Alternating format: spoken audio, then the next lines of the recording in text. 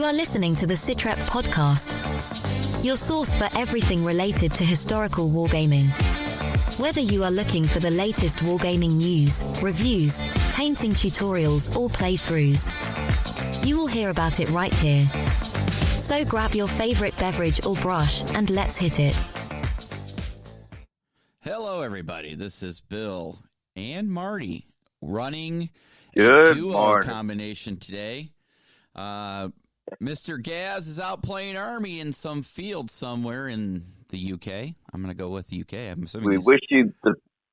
That's right. We wish you the best of luck, sir. May you win all your fake wars. Right. And he did send me a picture this morning of his breakfast, and it made me want a good old fry-up so much more. I was going to say, is it just a bucket of beans? Because the Brits seem to love their beans for breakfast. Well, it did have beans, and it had a sausage, and it had eggs, you know, the typical English breakfast. That was legit. Yeah. So, you know, made me want a good fry-up even more. So, yeah.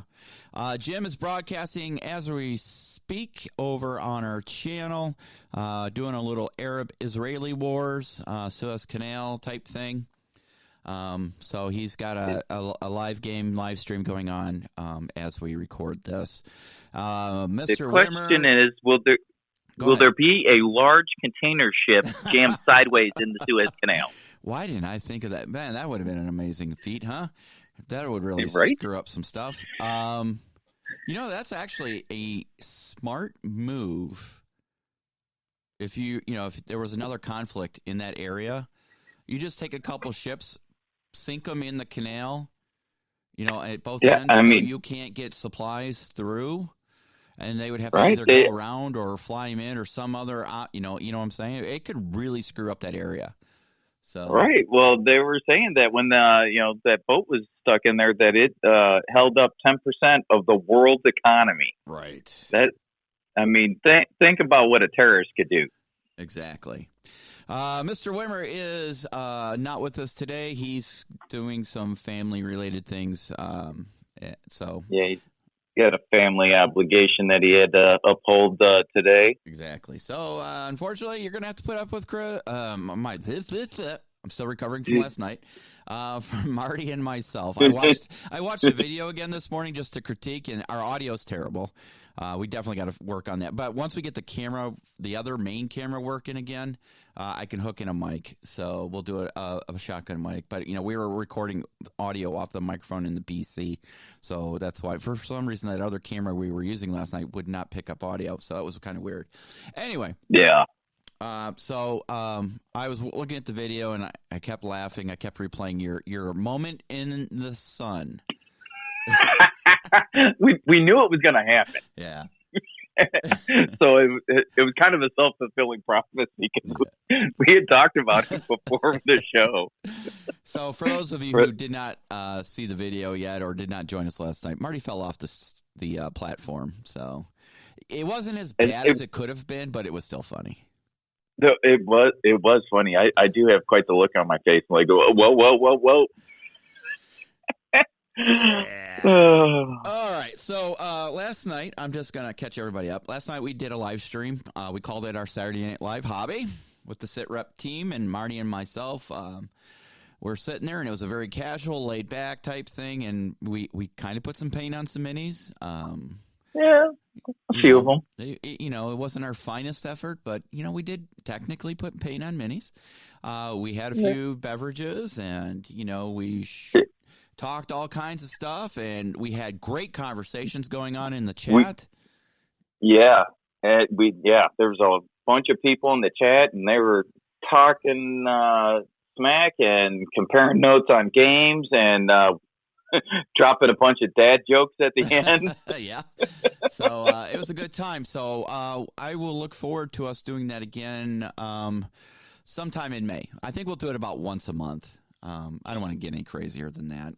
People have lives. We have lives. So maybe we shoot for about once a month. We'll see how it goes. But it was very well attended. So thank you. And a good time was had by all. Yeah. Thank you if you were hanging out with us last night. So we appreciate that. It was fun. It was a good time. Yeah, so let's transition into the show today. So it's just, again, Marty and I. So Marty is picking up the slack on the news, and I have some topics to talk about. But first of all, Marty, why don't you catch us up? What have you been doing in the wargaming world these days? So realistically, I have not done any hobbying. I've had a pinched nerve in my neck for the last couple of weeks, and it's not been conducive to hobbying. So I haven't done any, really. I'm not going to lie.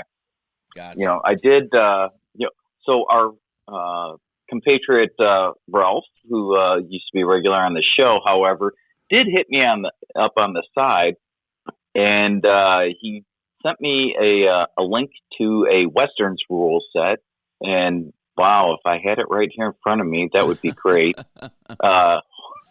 Hold on a second. It's called Ruthless, the fastest rules in the West. Yeah. I'm like, oh, that seems interesting. So it's by Fireball Forward. So yeah, we mentioned that last night on the live stream as well. Yeah. So I'm it's rogues and cattle rustlers and scoundrels of all types. Interesting. Well, that looks interesting, and I do have a bunch of Western minis painted up, and some buildings and whatnot. So throw that into the mix. Yeah, there you go. And it's not just a scenario, but it's an actual campaign-based game. So got that going for you if you're into the campaigning. Nice. Yeah.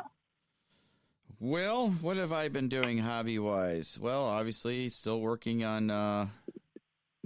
you built the world's tallest hobby table. The world's tallest hobby table.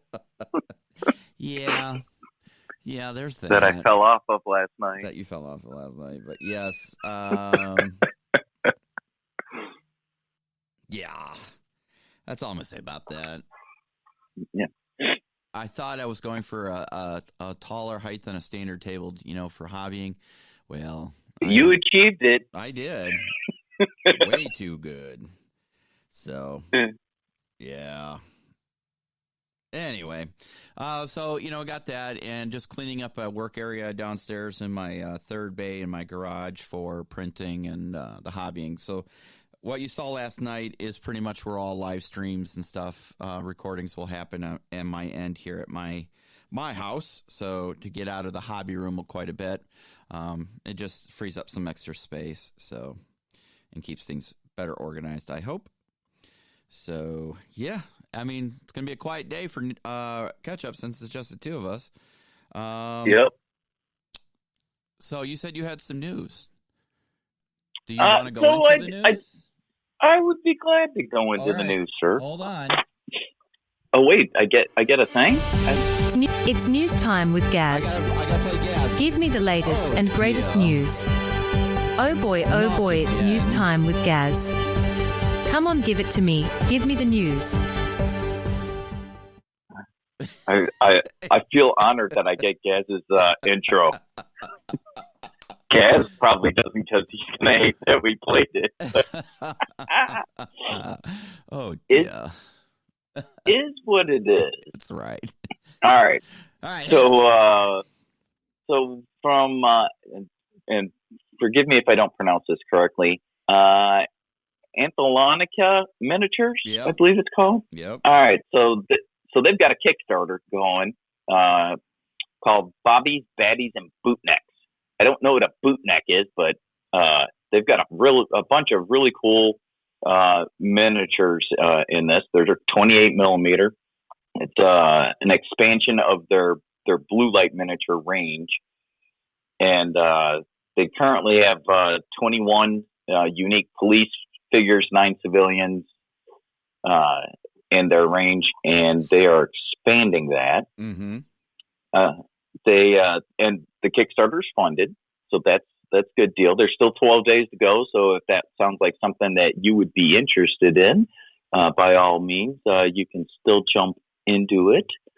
But they have introduced an 8-person French armed police unit, standard loadout stuff. So those are pretty cool looking. They have a shield team included with it. They have the French Elite Anti-Gang Counter Task Force forces.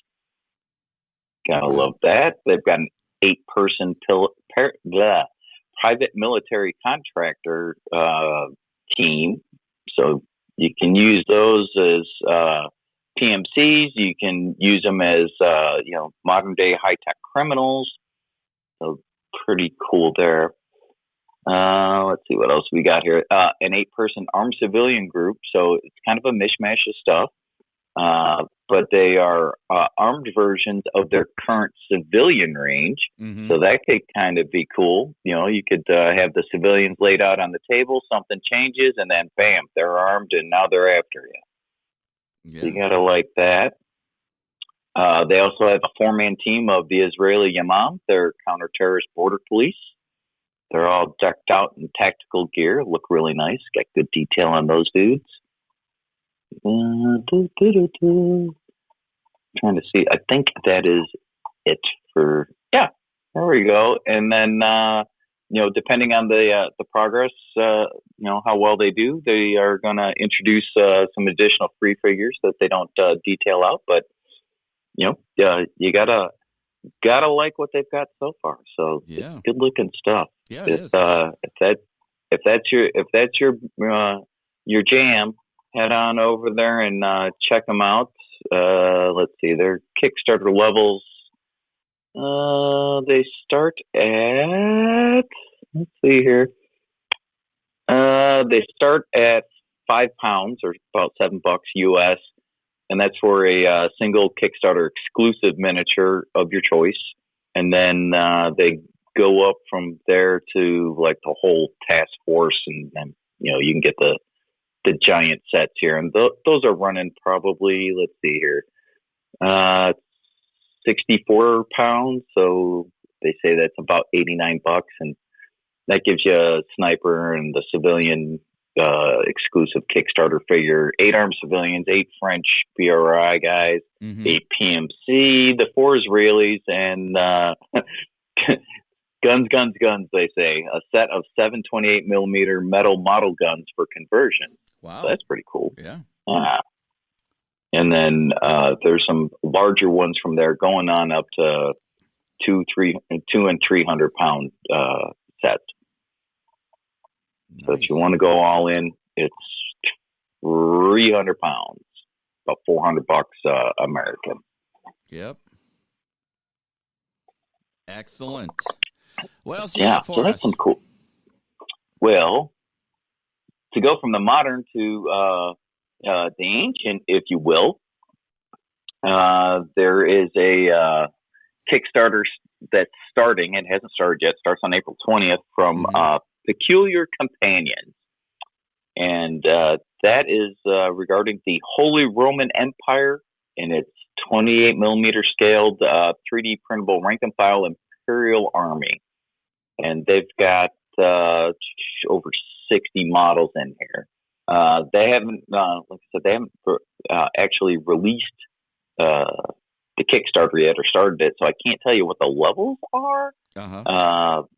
But what I can tell you is that they've got some pretty cool dudes. They've got a mounted commander. They've got a command group on foot, dude with a giant sword, a drummer, and a flag bearer there. They've got some crossbowmen, some arquebusiers, a bunch of great swords, some light medium infantry. They've got 5 heavy cavalry. Those are cool. They're all armored up. The horses are armored. They've all got jousting lances with them. They've got a little artillery crew. They've got some flagellants, some demi-lancers, so more of a light cav, if you will. Some cuirassiers, again, light cav. Basically, those dudes are all carrying crossbows. They've got some ratiers. I don't know how to say that, with carbine that's mounted.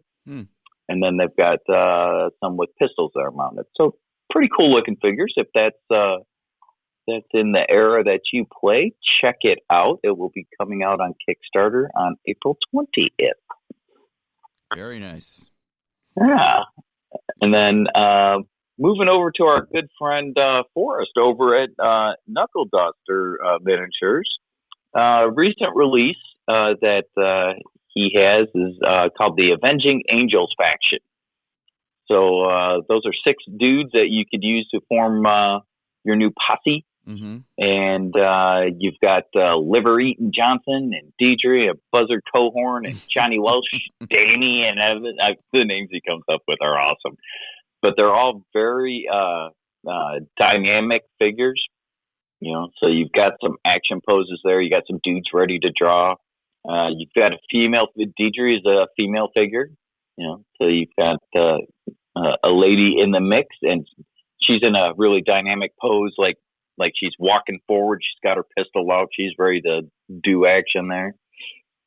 So that looks like a cool set. And along with it is some horse casualties. So, the unfortunate circumstances, war is hell. Yeah. These are some horse down markers, if you will. But they are finally kitted out. They've got full saddles and bags and all the accoutrements that go with having a horse in the Old West there. So those are pretty cool miniatures. If you're playing Westerns, check it out. Very cool. And next up, we have Battlefront.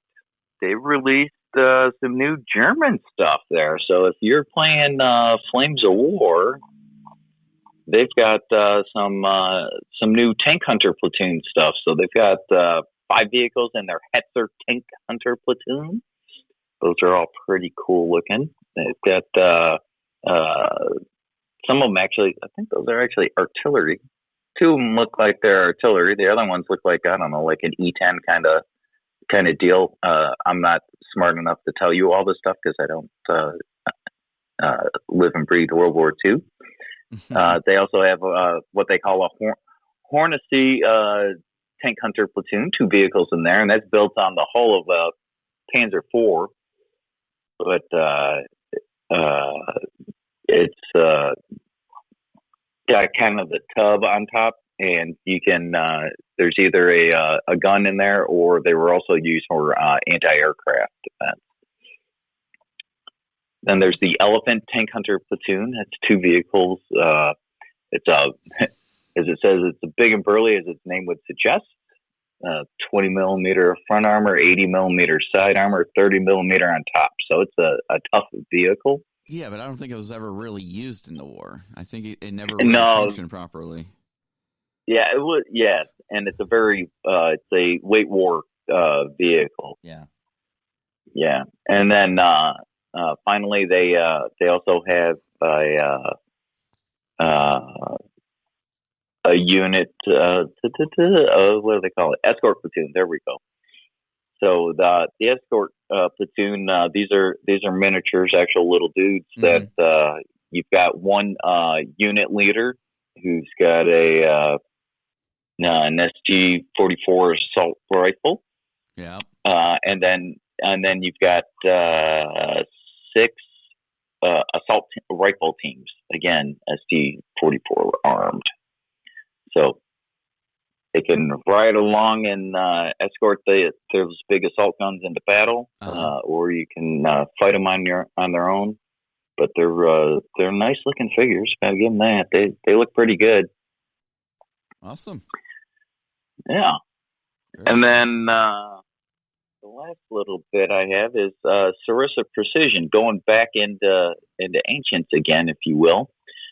They've released some terrain specific to building Celtic villages and protected forts. And with that, you get or something. It could be, yeah. But I mean, it's the whole setup. I mean, you can get the whole shooting match through these guys: earthen banks, palisade walls, gates. There's some roundhouses. So it looks pretty neat. And then, of course, because it's Sarissa, if you want to expand the size of your village, you just buy more wall sections. So you can make it as large as you want. Nice. Very nice. Yeah, so, a little fortified palisade action going on there. Yeah, very cool. Very cool. Yeah. So but I got one. That's what I one. have for the news. What you got? Plastic Soldier Company. Or no, not Plastic Soldier. Excuse me. Let me rephrase that. Rubicon Models. We're going to take you to the deltas of Vietnam because they're creating a miniature. And as soon as I saw it, it made me think of this soundbite. Never get out of the boat. Absolutely goddamn right. Unless you were going all the way. Yes, the PBR 31s are coming out from Rubicon Models. It's a tiger, man. It's a tiger. Never get out of the boat. It looks really good. Really good. I'm telling you, Rubicon Models is that company that they're killing it. They are. I mean, they put out a British Staghound armored car. I'm assuming, I don't know if that's World War II or later. I'm not really up on British armored vehicles and stuff, but yeah, they're putting out the PBR 31, and it is awesome looking. So we were talking last night about wargaming in Vietnam. So yep. To see the patrol boat out there, and it looks like you can do it in a couple different modified versions. With a canvas cover or not have the canvas cover on it, that kind of thing. So there's a little bit of modification you can do to it. So definitely looking really good. Plastic Soldier Company's putting out some Russian gas trucks. I think we may have talked about that previously. I'm not sure. And then, Spectre Miniatures has that new Insurgent PMCs. And Mercenaries, and Mercs, yeah. So they're really killing it. And the surprising thing, Marty, is I just went onto the Spectre website, and they still have availability. Usually when they do a new release, it's gone and it's sold out, But I think they're worked on their supply issues, yeah? They have really, really worked hard to increase their production capability and, be able to get stuff out in a timely fashion. And, I know that folks in the past have been, kind of complaining about, I ordered this and I didn't get it in a timely fashion. Pick your time frame. Mm-hmm. But, they've been really have stepped up. And, once they came out of their coronavirus lockdown, they've been hitting it hard. So, kudos to them because, I love their stuff and they've just really been doing the best they can to keep stuff in stock, get it out in a timely fashion, and be able to answer the call when people say, "Hey, I want this stuff," right. and they're adding to their line while doing that. Exactly. Yeah, they're doing some awesome stuff. So, keep on churning. I'm a fan. Keep on churning.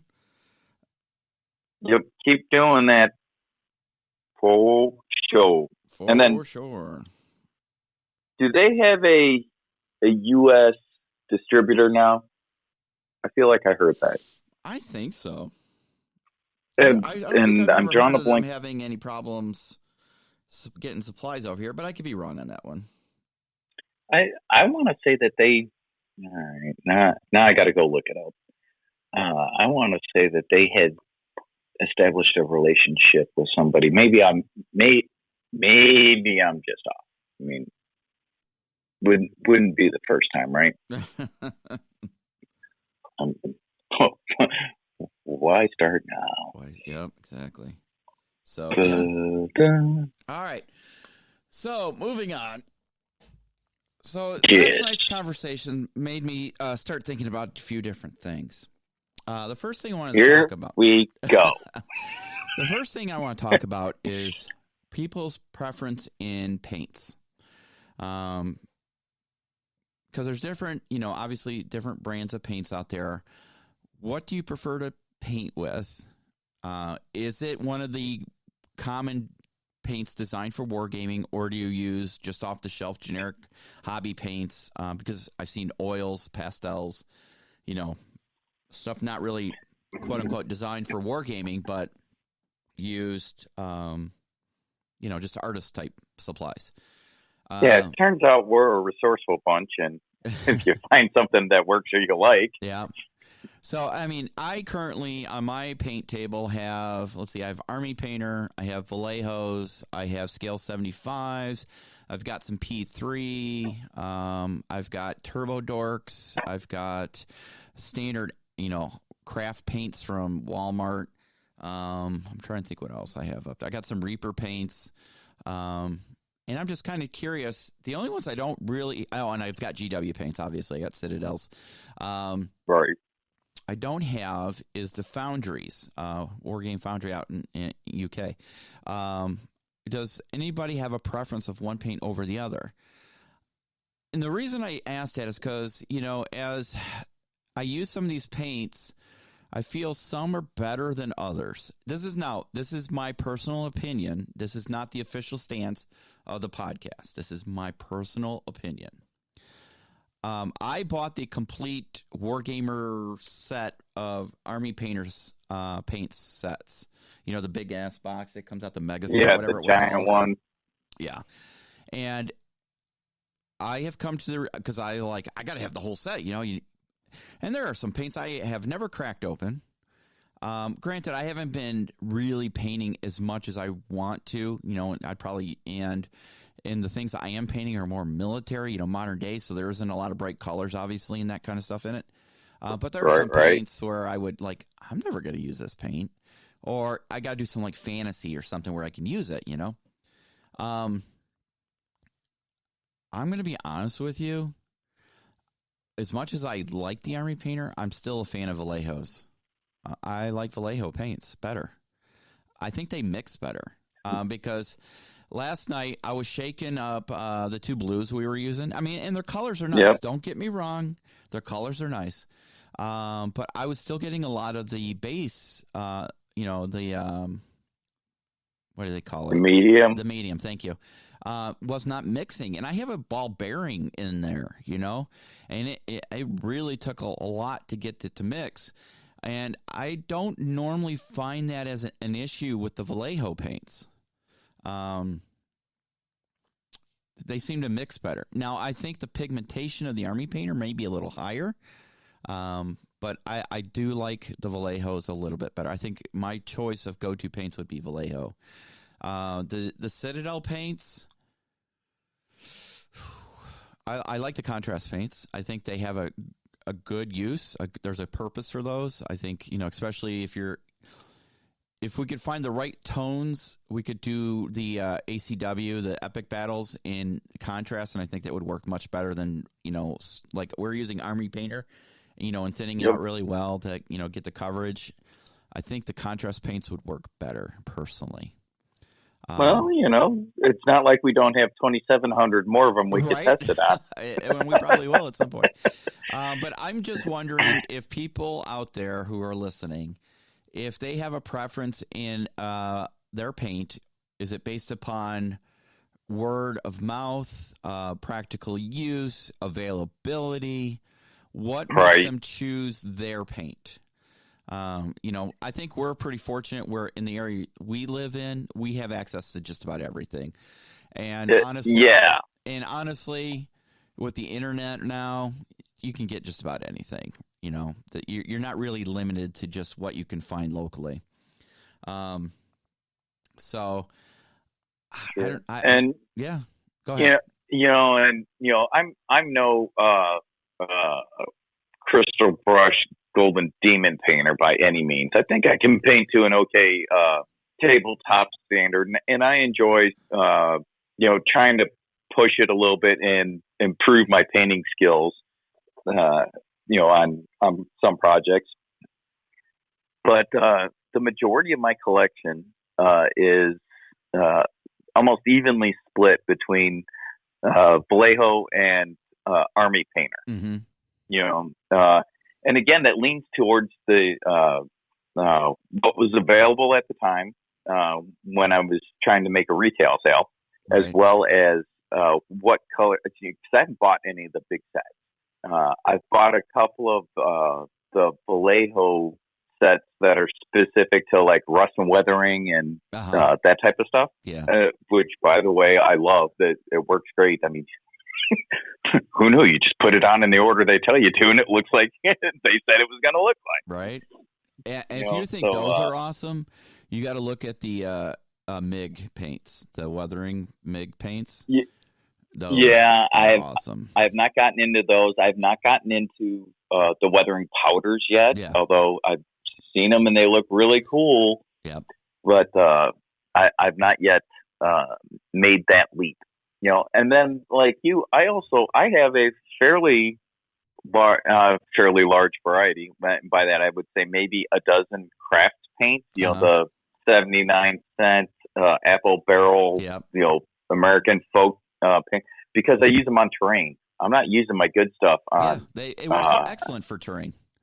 It's cheap. Yeah, exactly. And I don't buy the little tiny bottle. I get the larger bottles. Again, it's terrain. You know, and you know, that's worked well for me there. And every now and then, if there's a certain effect I'm trying to go for, I might use one of my good paints. But the majority of it is all craft paint, to be honest. Yeah, and that's, you know, there's nothing wrong with that.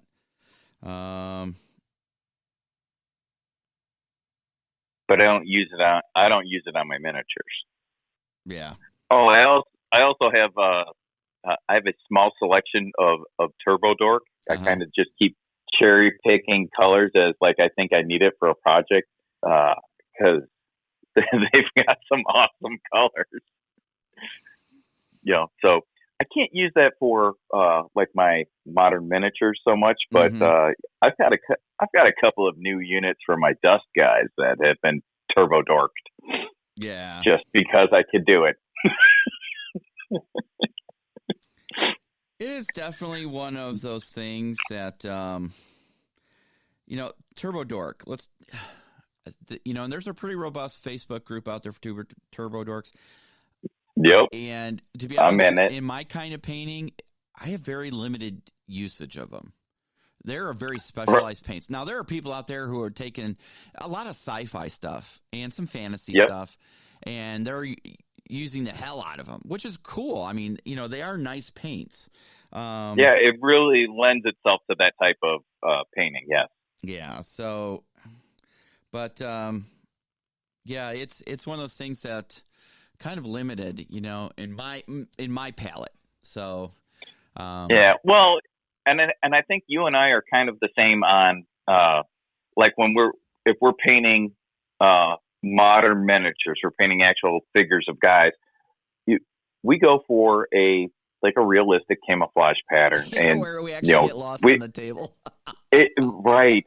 Yeah. Our last game, Dan didn't know I had two dudes out there because they were in cover. Right. It turns out the camouflage worked. Know, but you know, because what I struggle with just painting that is, you know, do I need to not be so realistic and like pump up the contrast so you can see the guys a little bit? See, that's where I fall into an issue as well, because we are trained. You know, we have been trained since 18 years of age, theoretically, to hide shit, right? Blend in. Yeah. You know. Yeah. And now we're kind of having to not reverse it, but go in a different direction where, yes, we still want it to look authentic, but we want it to stand out so you can see it. And you know, and that's counterintuitive in my way of thinking. That's counterintuitive, but you know, but you know, I'm very much in the same boat as, you know, as it turns out, I can paint camouflage great. I do a really good job at that. I'm really happy with what I do. The problem is, it's a really good camouflage job. And if we're trying to show it on the table, you're like, no, really, there's three dudes in that tree. Yeah. You don't see them. You know, so now I need to back off that a little bit and figure out how can I pump up the contrast, but still keep it, you know, in that camouflage theme. Yeah, most definitely. So, you know, that I'll just paint more dudes. I'll work it out. More dudes. But it also leads to, you know, kind of it rolls right into the next topic. So to close out the painting thing, we'd like to hear from you guys what your preference in paints are and as to why. Like I said, I kind of lean more towards the Vallejo area. Like I said, I have scale 75 as well, and they're really nice paints. They have heavy pigment. They tend to be a little bit more costly than the Vallejos, but they are really nice paints as well. But for my general purpose, Vallejo really tends to cater towards the war gamer. They have a lot of great military color sets. Germans, Americans, Russians. They really have a good set. I find that the Army Painter sets are more generalists, if you will, and designed to try and be a paint for all. So, whether it's fantasy or sci-fi or, some military, you could adapt it to. But, if I'm looking for authentic paints outside of like MiG AK-47 paints, you're looking at Vallejos, to be honest with you. They're probably the best, is my personal opinion.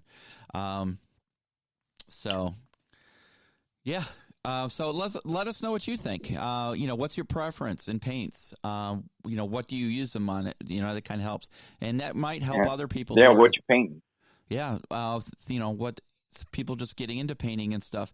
And, taking a quote from my friend Dave Taylor, paint every day. Even if it's for a half hour, paint every day, and you'll be amazed at how well you become in painting. I need to follow his advice much better. And, I always complain, well, I don't get home until late from work, and then by the time I eat and stuff, I've got an hour or two, and then it's basically back to bed to wake up at 5 in the morning to go back to work. So, so even if I do the same thing, a half hour, paint up a little bit, and don't say I got to finish this many tonight. I'm just going to paint for a half hour. When the half hour's up, that's all I've got, and continue on from there. And you'll be amazed at how you develop your brush skills. So along with that, go ahead. I was going to say what I've told both myself and kind of what I've told others that have asked about it, and they're like, I'm just not where I want to be, and I'm like, it's all about mileage on the brush. Yep. That's all it is. Yep. Paint your dude, because if you don't do any painting, you're not going to improve. So you have to do it. And as you do it, you may not be 100% satisfied. In your mind, you had this picture, and in front of you on the hobby table, it doesn't match the picture in your mind. That's okay. One, you can still push your little dude around the table and play your game. That's the important part, because we're gamers. Yeah. And the more you do it, the better you're going to get at it. And, maybe you keep those models as a reminder of, hey, this is how far I've come. And I think that's a good idea, at least for some of them. I mean, if you've got a giant army and you want to do something with it, whatever. But, keep some of those beginning models just to, kind of think about, okay, this is how I started off. And then as you progress, 3 years down the road, you're like, I can't believe I painted those dudes. They look like hot garbage. Guess what? You strip them, paint them again if that's really what you want to do. It's just plastic and metal. At the end of the day, it's paint. Take it off, strip it off, and do it again if that's what your heart tells you to do. Yeah. Yep. So, and then it comes to tie into that. How about, do you have a preference in paintbrushes? A brand or a type of paintbrush. I really enjoy Games and Gears paintbrushes, as Marty can attest to. I have one or two sets. I was going to say, as you should, because you've got like 14 sets of them. Yeah. And part of that is because, we work conventions. Our good friend Sam, who's the owner of Games and Gears, is kind enough to give us a set here and there. But they are really very nice brushes. Generous. Yes, and they are very good brushes. He has, synthetics. He's got, Kolinsky brushes. There's quite a bit of variety into them. I like the metal handles. I like how they're self-encasing, so you protect the bristles. Personally, I like travel well. They travel well. I've heard some people who don't care for them for whatever reason. I don't really ask. To me, it's personal preference. It's a tool. Like any other tool, It's how well you use that tool, right? Yes, there are some cheap tools that'll fall apart when you're using it, but if you use most tools properly, the way they're designed, you'll get pretty decent results. So take care of your brushes, clean them, protect the ferrules. You know, don't let paint get down in there. I was guilty of it. I did not protect a few of my paintbrushes. I had to soak them in paintbrush cleaner and use an ultrasonic cleaner. I think I got most of the crap out of there. But I've been using my paintbrushes for 5 years now, most of my sets. So, you know, it may be time for new sets. I don't know. You know, it's always nice to have a new set of brushes. But I'd like to hear from you guys. You know, what kind of brushes you use? I know people who will order the cheap hobby ones from like Hobby Lobby or Michael's and use them till they, you know, fall apart and they'll get another set. And then I know people who will get the what are those? The really expensive Winsor and Newton or Winsor Rosemary. Newtons. Yeah, the Winsor Newtons Kolinsky's. You know, they're like $12 a brush or $20 a brush. So, yeah. So, and they use those. You know, again, it really comes down to, yes, a good solid tool is much better. Like I prefer this is not an endorsement, DeWalt tools over crappy tools you get from Walmart, right? You know, there are things to be said for quality tools, but both of them will achieve the job. It's just a matter of how long they last. Yes? Usually, yeah. So, you know, if you're going to be a prolific painter, invest in a good set of brushes is my point. If you're just a hobbyer and you're going to do a little this and a little that, I don't think it honestly matters what. Yeah, don't spend $30 on a single brush, right? If you are just starting out. Yeah, you know, there are other hobby specific brushes that are. But I will tell you, as someone starting out, invest in a decent set. Decent doesn't mean expensive. But don't go out and get the crappy hobby brushes from Walmart or Hobby Lobby. Get the better ones or find you a decent set. Army Painter makes really good brushes, actually. They do, because I was going to mention that I have several of theirs. Yeah. And you know, I've got a one of their starter sets of 3 that I've had for 2 years, and they're still going strong. Again, take care of your brushes. Yeah. But they're still in great shape. You know, the one thing that I will say about brushes is I've actually stolen my daughter's makeup brushes to use as dry brush. And that's where I was going to go with that, because they make excellent dry brushes. They do. It's amazing. Yeah. And they come in all different sizes. So I went and hit up my oldest daughter a while back, and I'm like, which one of your makeup brushes do you not use? And give them to me. So she gave me 4 or 5 of them. And I've got some that are big fat ones, and I've got some that are little tiny skinny ones so you can get into specific spots. I'm like, oh, this is awesome. It literally was kind of a game changer for me. Yeah. So, and it cost me $0.0. You know what? And I'm going to throw out Games and Gears as an idea because they have some nice sets that are not terribly expensive. I'm trying to open their webpage, but right now the webpage is not opening for me for whatever reason. They just promoted one of their Kolinsky brush sets, 4 premium Kolinsky sable brush sets, size 0 to quad zeros. Damn. And then they have you don't need a 4.0 to start off. Honestly, I would say get a good synthetic brush set that has a 0, 1, and 2, and maybe a 3. I use 3 a lot for washes. But yeah, get yourself a decent set, whether it's from even Citadel's paintbrushes aren't bad. I've heard both sides. I don't own any. I don't know either. I can't speak to it. No, I think I've owned one. It's in one of my paint drawers somewhere. But, again, if you're beginning, don't buy cheap brushes. Buy a good, decent set, nothing crazily expensive, because the cheap ones may not hold paint well until you learn how to paint, and it might frustrate you to the point where you don't want to paint.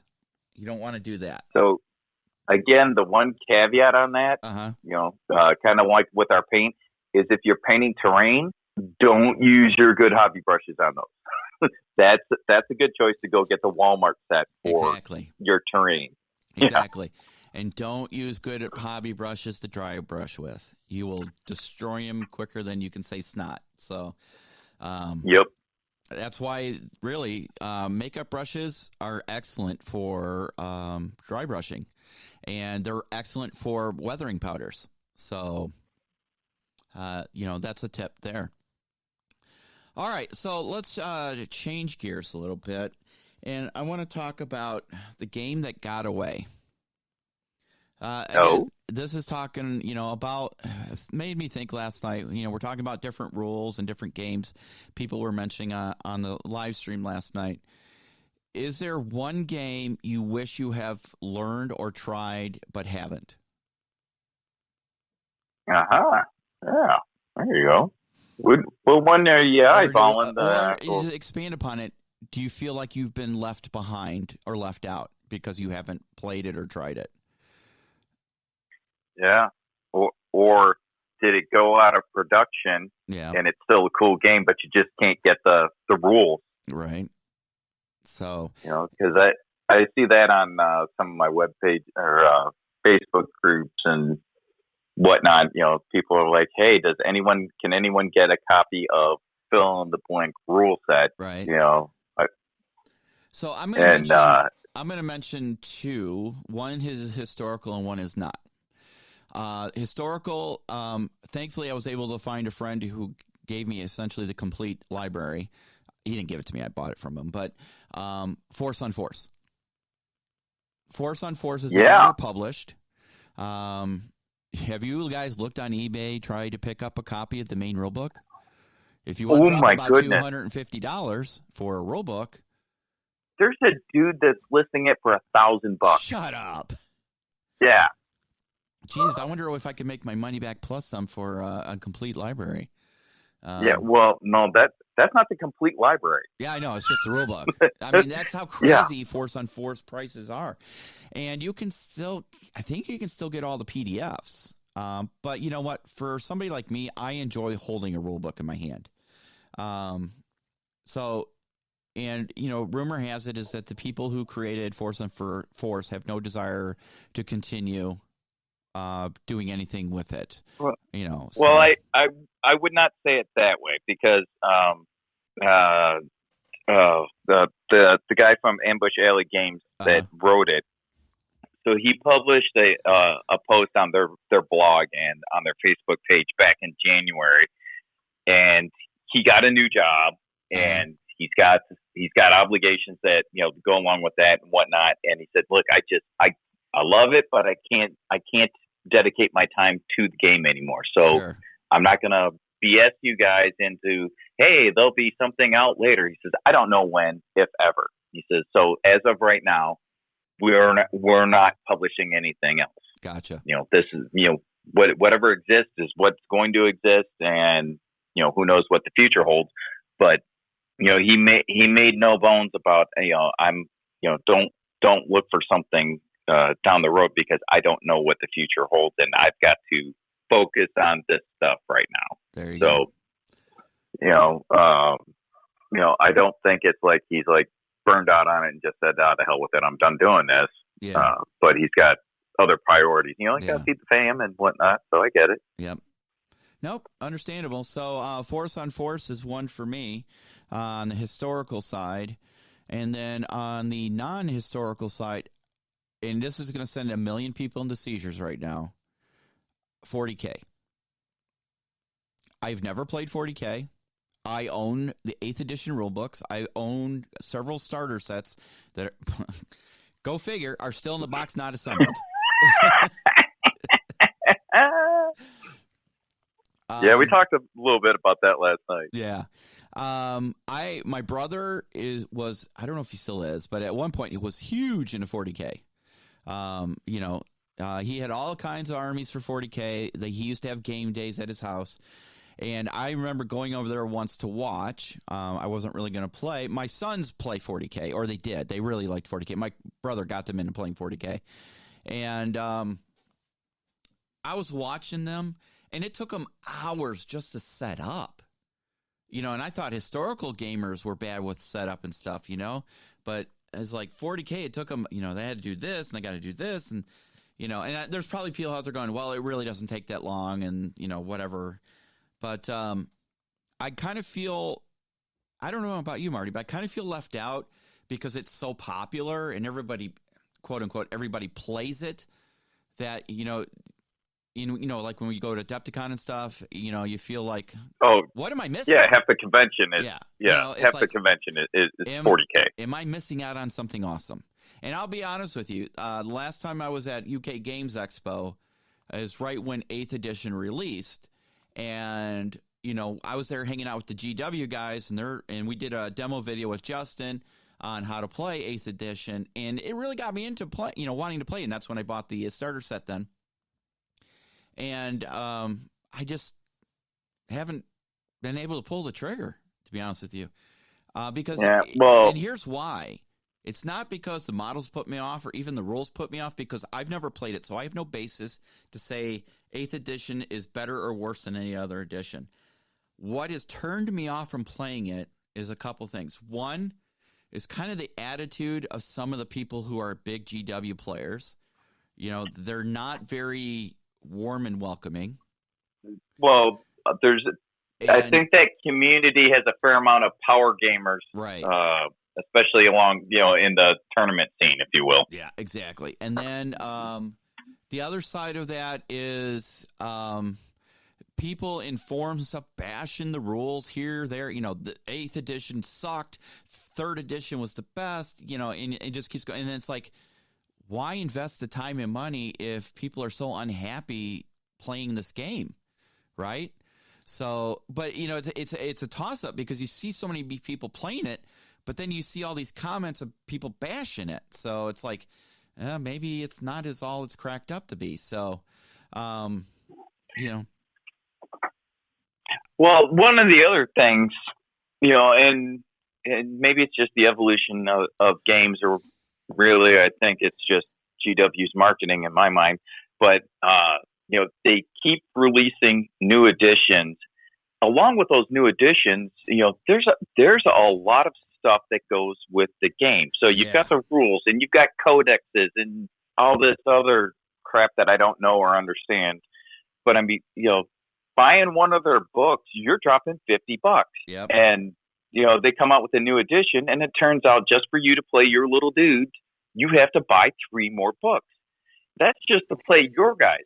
Now, you don't know what's in the other guy's codex because he's got a different faction.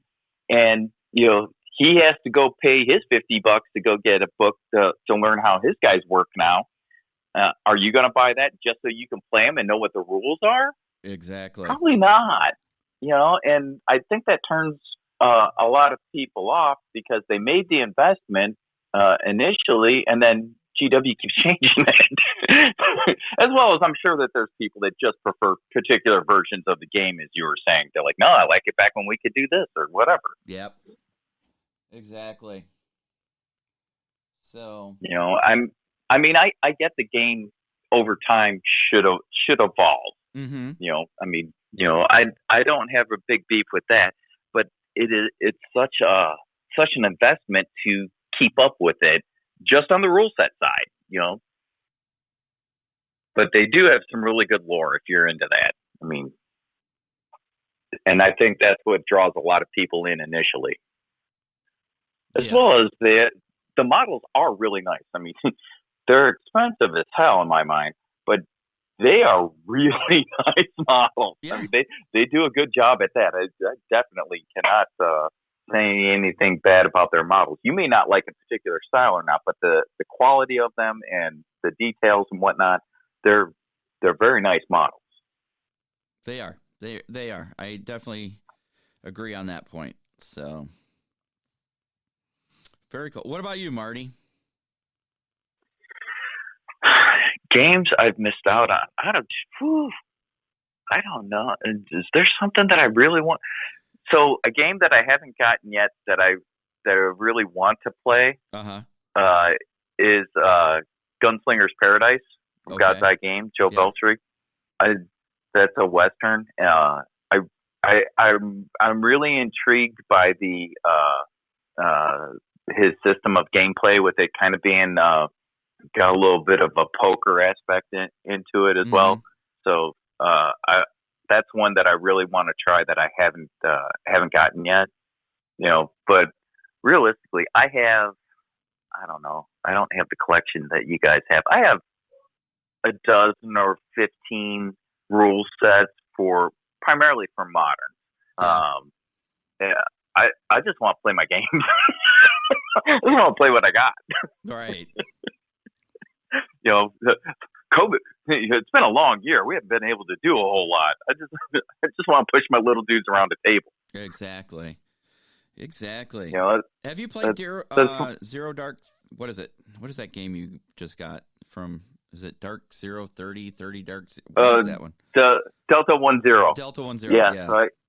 So I've got that for Christmas. I've only played it solo so far, and I enjoy it. I mean, one of the things I really like about that game is, it comes in a box, and you get everything to start playing in that box.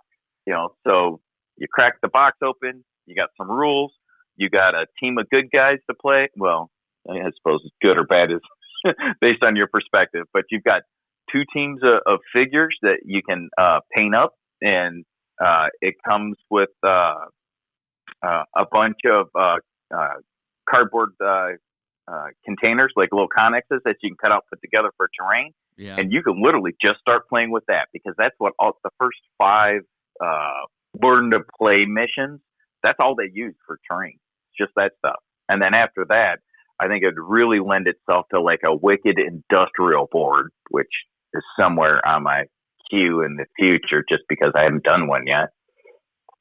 And you can play it in a small space. You can play it on a 2x2, and it still makes sense. So I enjoy that. Yeah. I'd like to, have somebody else play the other guys, but as it turns out, I'm really good at killing one side or the other. Anyway, that the game gets played. Let's put it that way. Yeah. So yeah, I've played since Christmas. I've probably played, I don't know, a half dozen or 8 games of that. Because I went through the learn to play missions, and then I played a couple beyond that. And if it's something that interests folks, here's the best part: you can go to their website, you can download the rules for free. You can see how to play the game and go, okay, I guess this is in my wheelhouse, or that's not my flavor. Yeah. We should do an unboxing of that game. Yeah, well, it's totally unboxed, painted, and assembled, but that's fine. You can show what still comes in the box, and then we can do a let's play. We should do a let's play. I think we should, and I think the guys from Bonza Game would love that. Yeah, he reached out to me. He'd like to come on the podcast at some point, so it's just a matter of coordinating, because they're in Australia, so that whole time. And actually, so they're in Brisbane at BrisCon this weekend, actually demoing and playing their game, and probably selling a bunch of them. I hope. Good, support them. But they're starting to come out of their COVID situation and be able to do some stuff finally. So they're getting out a little more. Yeah. But we should have the boys from Bonza on sometime. Today would have been a great day for that, huh? Yeah, right.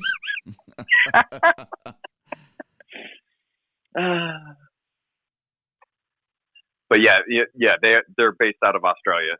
Now there is U.S. distributors and UK distributors. If folks are concerned about, hey, I got to get a game shipped from Australia, you don't. You can find distributors in U.S. and Europe. Yeah, make shipping a little faster and easier.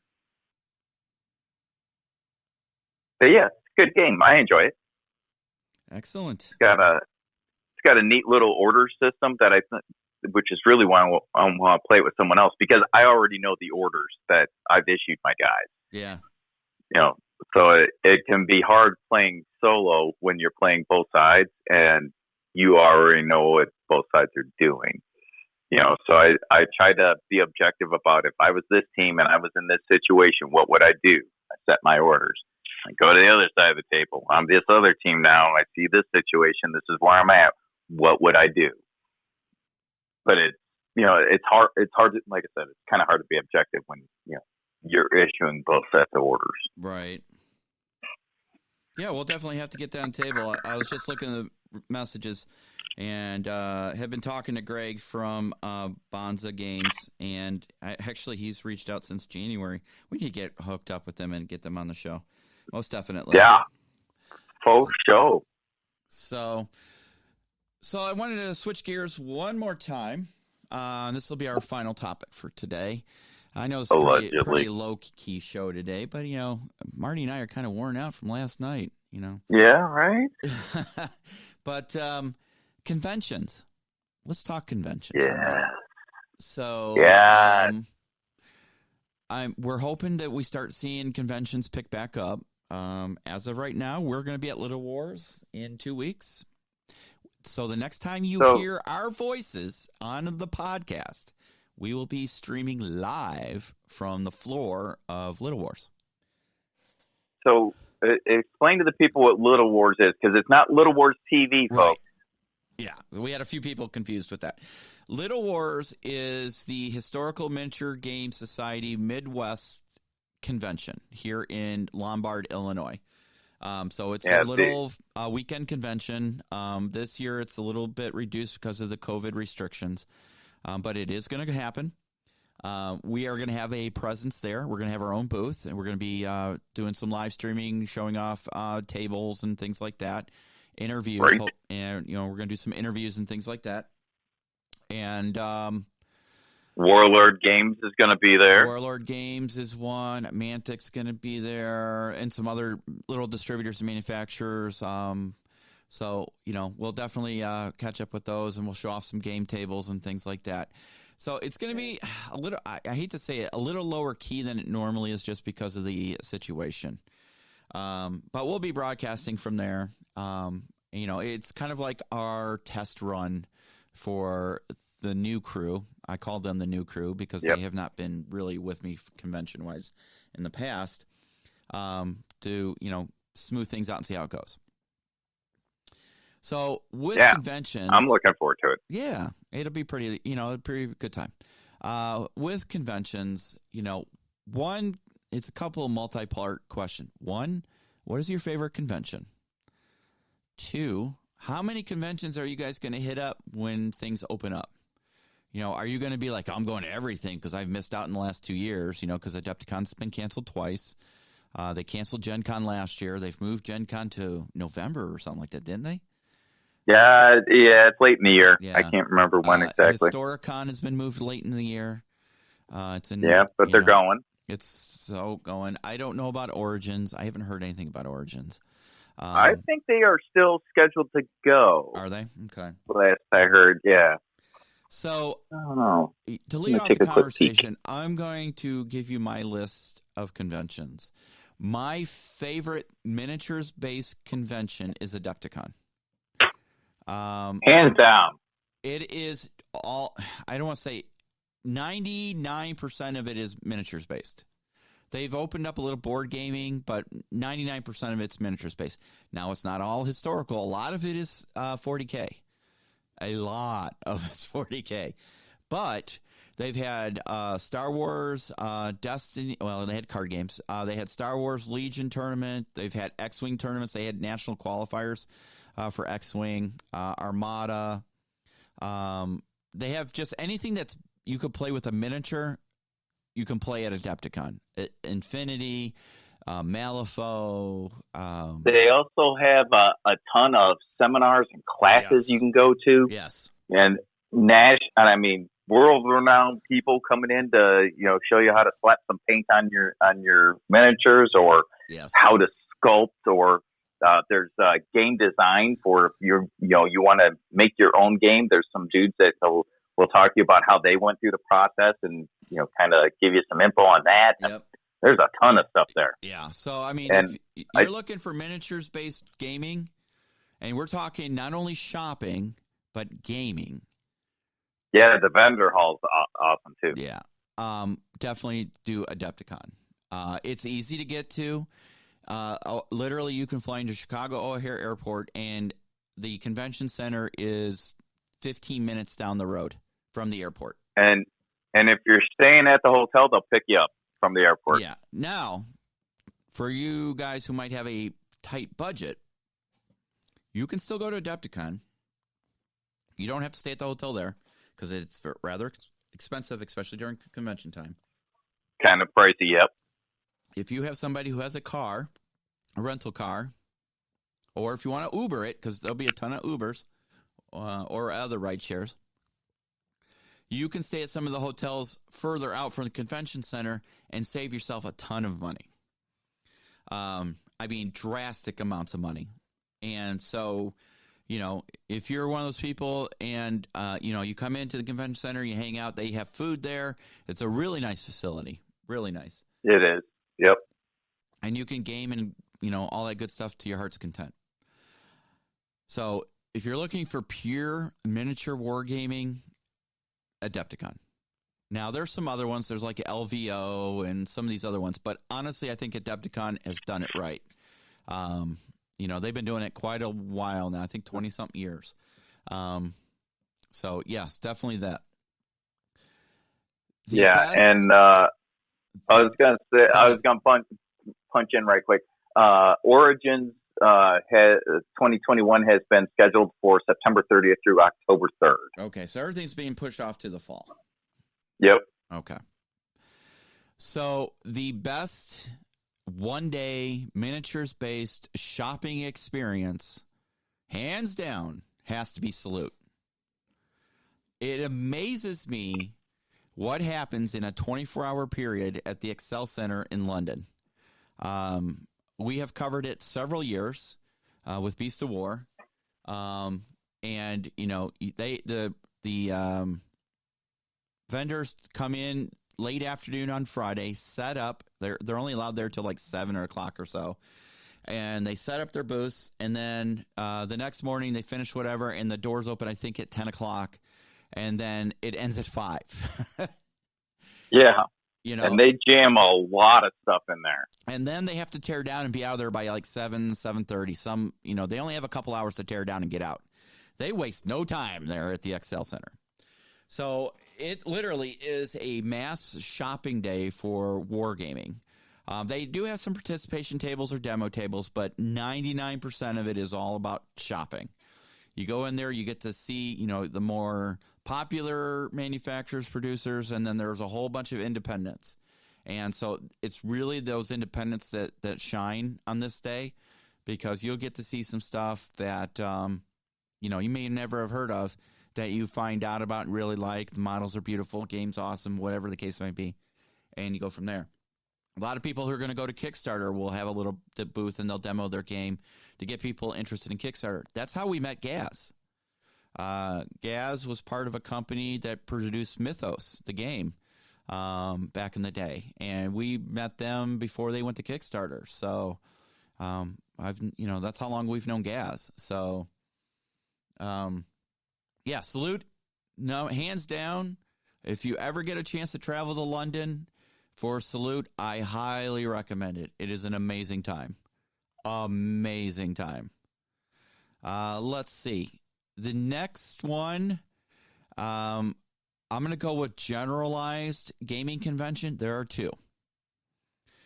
The question is, which one's better? And I'm going to shock a lot of people and say UK Games Expo over Gen Con. And here's why. I think UK Games Expo hasn't gotten to the point where it's so big, it's annoying. And what I mean is that when you go to Gen Con, there are times where there are so many people packed in. It's a struggle to move. It's a struggle to film. When for us, we're filming. They don't have the best. They have one room dedicated to media, and they have just some chairs there, and they have some Wi-Fi there you can use. And it's not the best Wi-Fi. I mean, it's reliable, but it's not like fast or anything.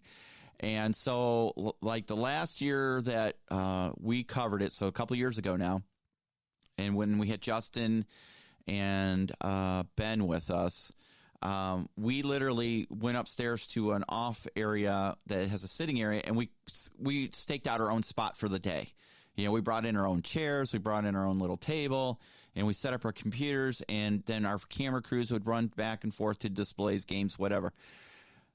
UK Games Expo is a lot more hospitable towards that, to the press, the media, people, as long as you arrange ahead of time. And I think while it's not as big as Gen Con, it is definitely one that's giving Gen Con a run for its money in UK.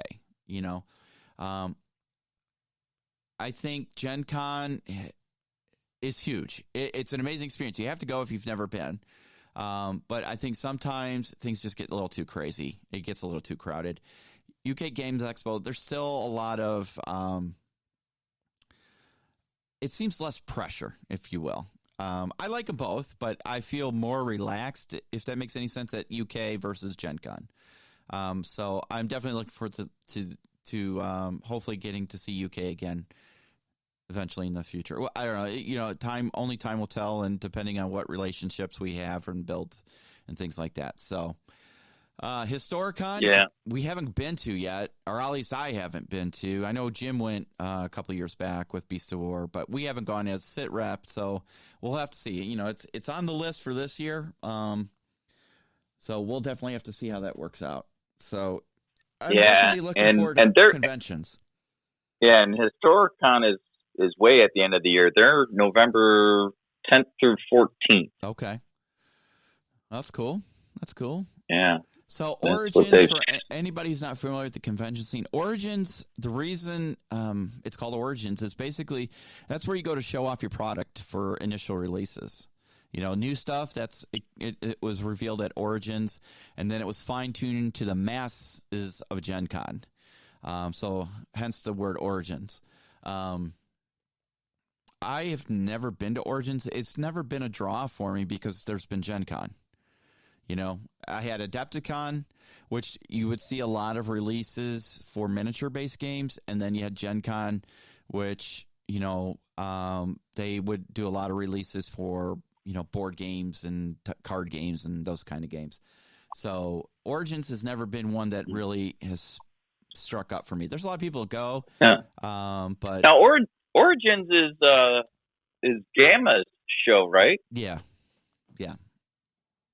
So yeah, again, so that's why they have a lot of initial releases there, is because it's Gamma. So saying so I mean that's literally an industry. Yeah, it's an industry supported show. thing. It really is an industry show. Whereas Gen Con obviously has a huge industry presence, but there's a lot of people that just go there to play. They literally go there to play any game under the sun you can find.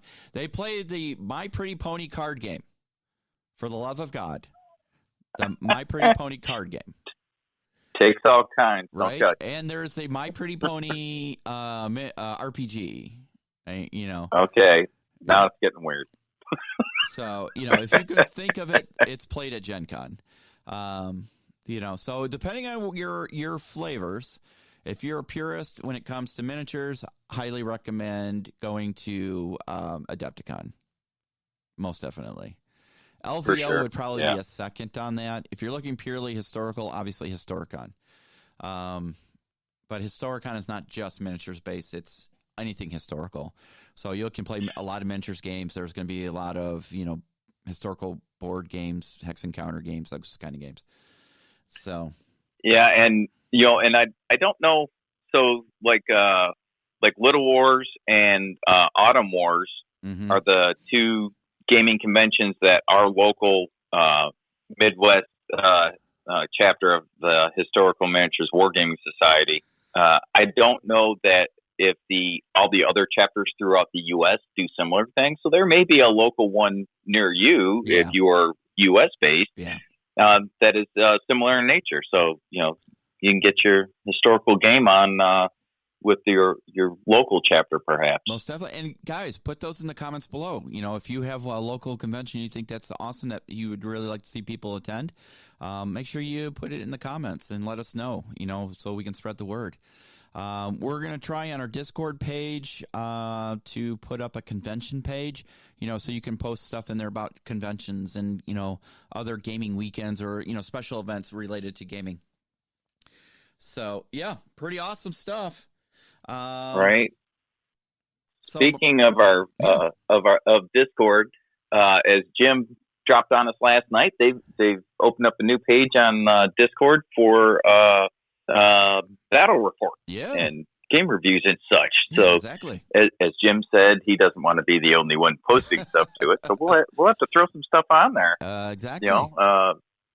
Battle Space is low hanging fruit for me because I love playing it. And I'm happy to share that. Maybe we were just talking about Delta 10, so that might be a thing to throw on there in the not too distant future as well. Yep. So, very cool. So awesome. I think that's the show, man.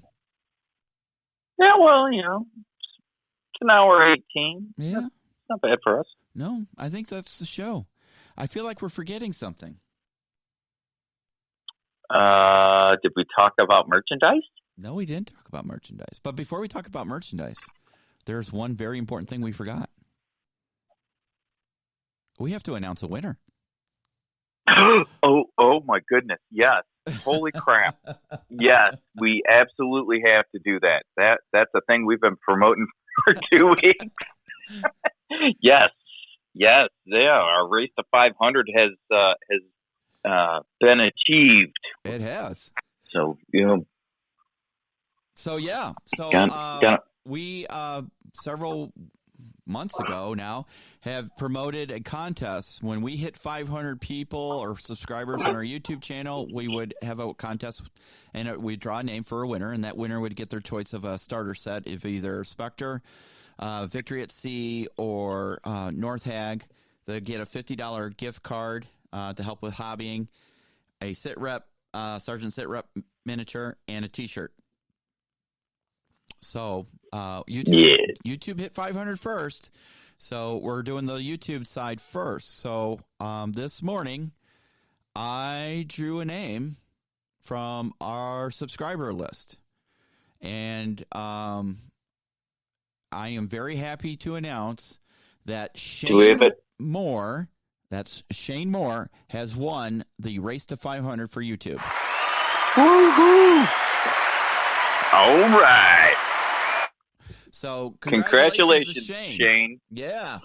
So good job, buddy. And to be fair, I want everybody to know it was picked off our subscriber list, and then I looked at some most recent comments, and if you were prolific, I gave you an extra entry. So, it increased your chances. So, a little bit extra work on my end, but, that's how we did it and reward those who are followers. So Shane, congratulations. You won the prize pack for Race to 500 on YouTube. We'll be waiting to hear from you. If you could email us or hit us up on the Facebook page. Email is sitrep.podcast@gmail.com. And so we can verify it's you. I don't know if I can message you via YouTube. I will see if I can. But if you're listening to this, please reach out to us, and we'll start making the arrangements, because I'll need to get your T-shirt size and all that good stuff so we can send you your prize pack. So congratulations. Absolutely. Yeah. Good job. So that's awesome. So again, guys, Facebook, we're at 481. We are creeping I along. was going to say, let's see what we're at here. Yes. No, we're at 485. What? It's gone up. I'm looking at it right now. I just pulled it up. 485. When I looked at it this morning, we're at 481. It's fantastic. Ooh, see, look, we're lurching forward. Yep. It must have been from that awesome performance last night. Must have been. So congratulations, Shane. So we're going to close out the show with what Marty alluded to, merch. Marty showed off the new hats last night on the live stream. Exclusives. Yeah, the exclusive hat. It has the crew only. Crew only. It's a beautifully embroidered hat, adjustable back. It says Sit Rep Podcast, very just plain and simple. It looks really sharp. And on the back, yeah, like the block letters on our logo. So I say we make the logo on the back a limited edition. Let's say we limit it to 50, 25. What do you think? Yeah, something like that. 25. 25. All right. So we're limiting the limited edition, which on the back has a Blackhawk silhouette, to 25. So I'll post a picture of it. Yeah. So if you missed it last night, we'll post pictures. So limited edition. Say you could look on last night's video and see it. Yeah. But so, yeah, I'll post a pic. So once 25 are sold, that's it. And then the other one will be the standard one will be the same hat, but it'll have the A10 on the back instead of a Blackhawk. And honestly, there's not going to be much difference in price, if at all. It's just that we're going to do a limited run of the Blackhawk, and then there'll be the A10s. So and the Blackhawk looks sharp as hell. I'm going to be honest with you, it looks sharp as hell. It turned out very nice. Yeah. Very, very, very pleased with how that turned out. Yeah. So if you're looking for a really sharp hat, that's not screaming wargaming geekish. Is that even a term? I mean, not that I think people probably care, but I mean, if you're looking just for a good all around stylish hat, take a look at this hat. It's pretty cool. Also, T-shirts. So my press is arriving today, I've been told. So hopefully I can start testing out some T-shirts this afternoon once I get everything set up and everything done, because I need to get T-shirts printed up for the Little Wars convention. So I have one set of T-shirts, the Sit Rep podcast logo T-shirts. They're the ones I'm working on first. After I get that run done, we'll work on the other two I talked about the other night in the live stream. One of them is the, quote unquote, say toy soldier one more time with an angry A10 or something like that on it. And the other one is the one that says, the text is when you roll a fumble. And there's two, army dudes on the front of the shirt, and one has little words coming out saying "oops," and then you see him drop a grenade onto the ground right in between him and his buddy, and his buddy looks at him and says, "Dude," Dude. So those will be the first few T-shirts coming out. Our bags are on their way from Annie. She messaged me today and let me know that they're going out this week. So hopefully we'll have a convention time. I sure hope so. Yeah, super excited to see how those turned out. Yeah, so we're going to set up our own website store, where you can order direct from us. This will decrease the cost to you guys. It gives you a little bit more, it gives us better control over the product, and, we can work on different things, and we're coming up with some distribution channels, depending on which side of the ocean you're on. That'll hopefully make things easier as well. Yeah, we hope to have a UK/European distributor, and then a North American one as well. Yeah. So that way, the folks in the US don't have to worry about shipping coming over from the UK, and the folks in the UK and Europe don't have to worry about us trying to ship something from here to there. Exactly. And keep the cost down, and it'll be a little faster and all that good stuff. Exactly. And if you are a graphic artist type person and you have a good idea for a wargaming themed T-shirt or design, hit us up at sitrep.podcast@gmail.com and let us know, because if we decide to use it, you will get a commission on every shirt sold with that design. So we'll pay you an initial artist fee and a commission on each shirt that's sold with your design. So, because we're looking for some really good stuff out there that's eye-catching and people would be really interested in getting. But it has to be historically military-based. Let's just put that out there, okay? It has to be with the theme of the podcast. Yep. All right, guys. Marty, any final thoughts before we close out the show?